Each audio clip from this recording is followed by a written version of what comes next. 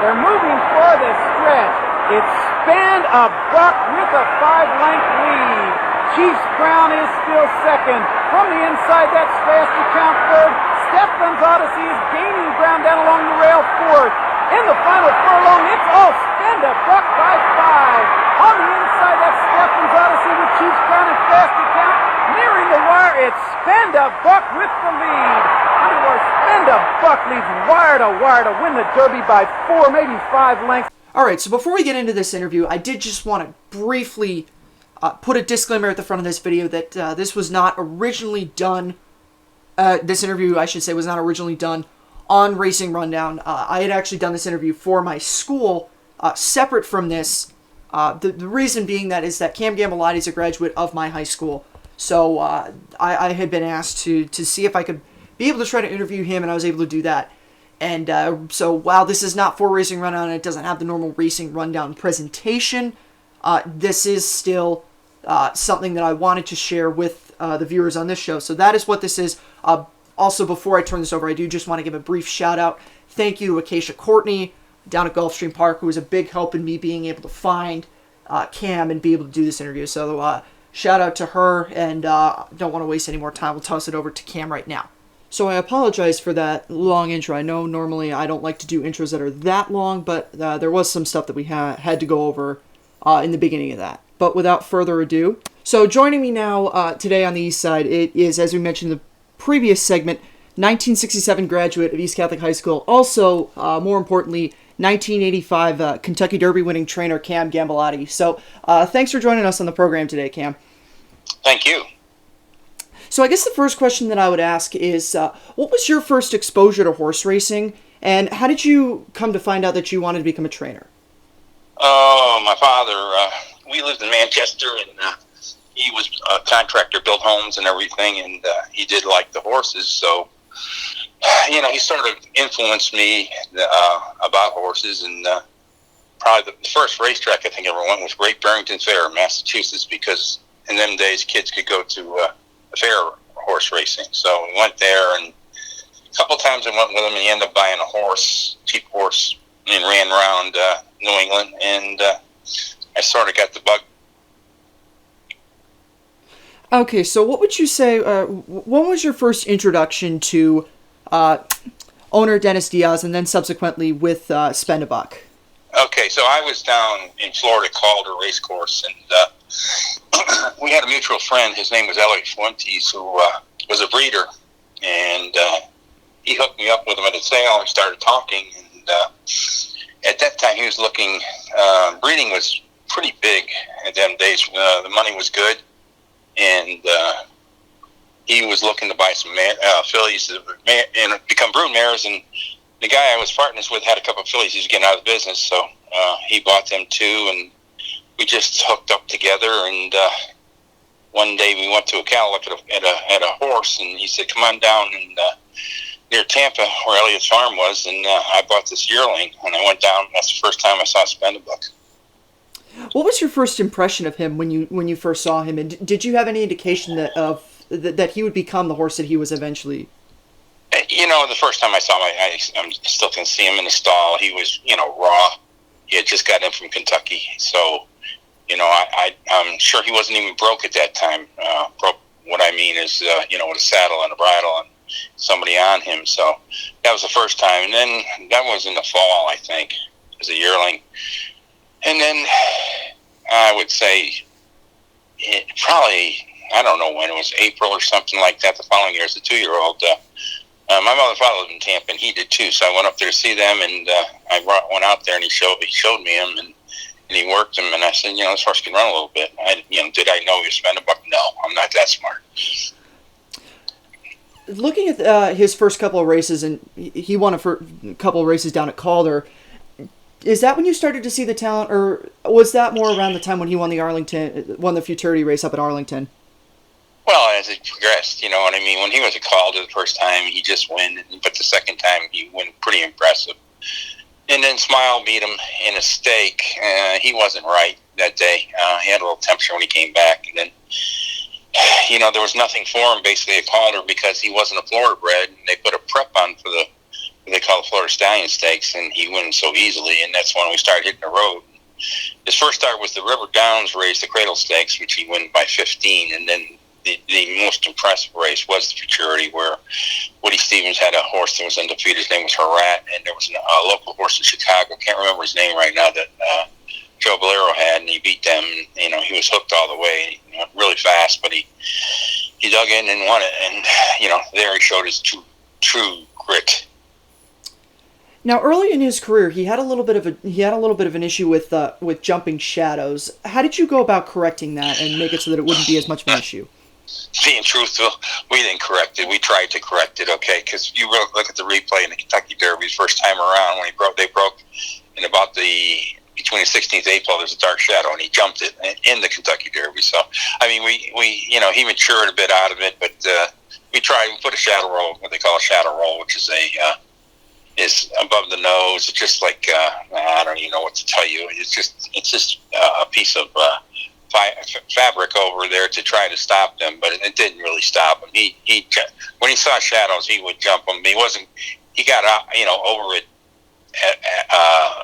pretty much so as he matured. But that was the case. It was a problem at the time. Going into the remainder of the year, 1984, you guys got the opportunity to compete in the first Breeders' Cup.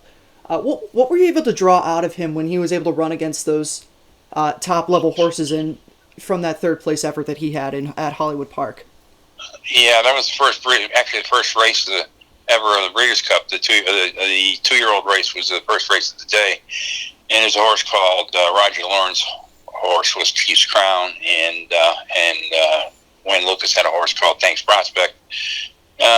He was on the lead. What happened was they expanded the racetrack at Hollywood Park, so the wire was a 16th of a mile further down. And all day, speed really didn't hold all day, but he was in front, and they got him at the last part of the night, and he got beat, I think, a length and a half. But he came out with a little bit of a problem. We had a knee chip, and we took it out a couple weeks afterwards. So I think that was more the problem than anything. But you're on a great race, and you don't win them all. So you just have to rebound. And gave him the time after the surgery, and he became the real Spendenbuck as a 3-year-old. I was going to get to that. How much did that knee surgery help him going forward for the rest of that career? Well, how much did it bother him? I mean, it was a minor little thing. It was a little chip. There's a surgeon named Dr. Wayne McElreath, who I think is the best surgeon in the world for horses. He came in and did the surgery right here at Gulfstream, and it was pretty simple. He was the first major horse to have arthroscopic surgery, which was a big breakthrough for horses, because before, when they would do surgery on joints, they probably did as much damage getting in there and getting the problem out than the problem was. So this was very quick, and it was 2 minor little incisions, and he was out of there in a few minutes, and it healed very quickly, and he was down for just a couple of weeks, and then we started swimming him. Now, when you guys decided that Garden State Park would be the place, after he lost the Bay Shore, decided to go to Garden State Park, what was it about Garden State Park that attracted you to the racetrack? Well, first of all, on the Bay Shore, he just got tired. I mean, it was a really tough sprint race being off that long, and the thing I thought about, Garden State had just reopened, and money was very good. But the thing was, the first race back, the Cherry Hill Mile is 2 turns, whereas the Gotham at Aqueduct is 1 turn out of the chute. And I always thought he was a better 2-turn horse, so that was part of it. Played that the 2 turns, so that's why we basically went there. Now, was there any point between his next start, the Garden State Stakes, and his start in the Kentucky Derby that you thought, this is a horse that has a real chance to win the Kentucky Derby? Well, he ran in the Garden State Stakes. First race, the Cherry Hill Mile, he was impressive, but you just don't know where you are. We just said after the Cherry Hill Mile, let's watch how he runs in the Garden State, which is 1.1 miles, and then we'll make a decision. And the way he ran there, that was the second fastest 1.1 miles ever run. Only Secretariat ran faster. So he stamped his own way into the Kentucky Derby. Now, before getting to his actual run in the Kentucky Derby, just being there as a person with a horse, what was that like to be there for the first time with a horse in the race? It was an amazing experience. You know, something you dream of if you train horses. I mean, it's quite exciting. Every morning, more people just come out to watch horses train. It's a build-up, and as you get closer, you know, we went in there like 10 or 12 days before, so to him get used to the racetrack, and it's a great experience. It's an amazing experience.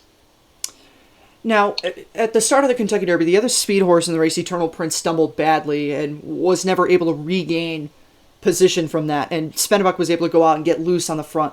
Did you think that he was home free at any point down the backside, or did you see those fast tractions come up and get concerned? You know, I mean, I want to tell you, I didn't know what Angel Cordero was doing. I mean, he just kept widening down the backside, and I'm just saying, I hope he knows what he's doing, because they were going awfully fast. I mean, he still owns, I'm pretty sure, the 6 furlong time of 109 and 3 or 4, and it was extremely fast. And you know, I didn't till they about to straighten away for home, and then I could see nobody was gaining ground on them, and that's when I realized that this was truly an amazing experience.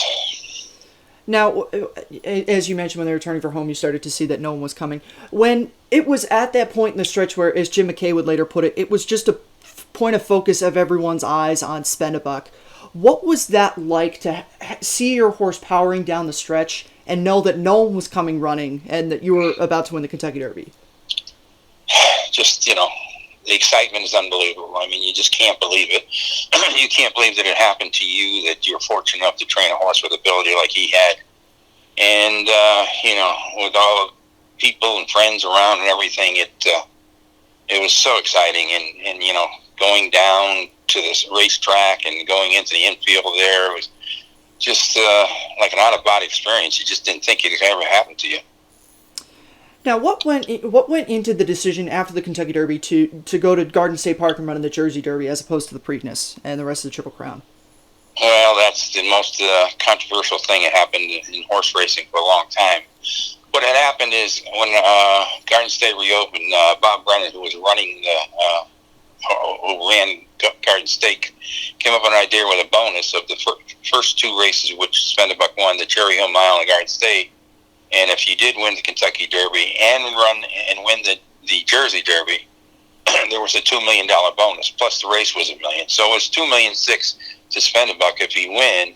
And in them days, nobody had ever run for any of that kind of money at all. So, you know, it was a big thought. And, you know, there's just some people just guided Dennis Diaz and saying, you know what, I'd go for the money. And that's what really happened. Now, obviously, going into the Garden State Stakes, the Jersey Derby, you had to change riders because Naira would not release Angel Cordero from his mounts at Belmont that day. Were you concerned about the switch from Cordero to a different jockey, or was the fact that Lafitte Pinkai, who you chose to go on him, was the fact that he was so talented, did that alleviate any fears that you had of a new rider? Well, first of all, Naira didn't do that. That was Angel Cordero. Oh. He had a contract with Peter Brandt and Leroy Jolly to ride what was the name of that horse that ran in Track Baron. Track Baron, right? And you know, just crossed paths to run in. He had to run a mile the same day as the Jersey Derby, so he decided to stay on him. And you know, I had ideas that he was going to stay with him. So you know, I thought in my mind, who would not intimidate? Who could he not intimidate? And I thought it was Lafitte Pinkai, who was, I think, the strongest rider that you've ever seen, and that was a decision. And I had total faith in Lafitte, yet I didn't know him, and I did meet him, you know, during the period in between the Kentucky Derby and the Jersey Derby, and I had total faith in him. Now, the Jersey Derby was a very similar race to the Kentucky Derby, with the exception of one fact that Spennebuck did have pressure down the backside, and it looked to soften him up a little bit, and Woody Stevens' horse Creme Fraiche came up and almost headed Spennebuck in the stretch. Did you think that Creme Fraiche had Spennebuck at that point? Well, I wasn't thrilled. I thought he could, you know, definitely get beat because they were going so fast early. And the true grit of Spendebuck and the, as Jake Priven said, the superhuman Lafitte Pincay with his powerful, body and everything, that he just carried him across the wire. The next race, the Haskell, you guys got beat by a big long shot Skip Trowell. What happened in that race? Well, he was off a couple months, and in them days, the Haskell was a handicap, and naturally, Spendebuck had to give weight to the other horses. And what happened the day before, it rained pretty hard at Monmouth. It was the end of a hurricane, and coming up the coast, and it got pretty wet. And the next morning, it looked, it was sloppy, but it was okay. The sun was out, and I think we're okay. Well, they added dirt to the racetrack to try to dry it out, and what it did is deepened it tremendously. Okay, it's a laboring racetrack, and the horse being laid off a while, that's pretty tough. So, we almost scratched, believe me. It was touch and go whether we were going to run, but they had 40,000 people at Monmouth, and, people treated us very nice, and we decided to run. And, he got beat, 2.5 lengths, but he was extremely tired that day after the race. Did his win in the Monmouth handicap after that race kind of affirm his status as the best horse in the country? Yeah, absolutely. I mean, when you break the track record 18 days later, okay, they run, I think, 2 seconds quicker than they did in the Haskell. I mean, it was truly if anybody ever saw the race or remembers the race, I mean, it was head and head with a very good horse who just got beaten up in Saratoga. And again, same thing, Lafitte and Spendebuck prevailed. In 1986, Spendebuck was recognized with the Horse of the Year honor. How happy did that make you that the writers had awarded Spendebuck for his accomplishments in 1985?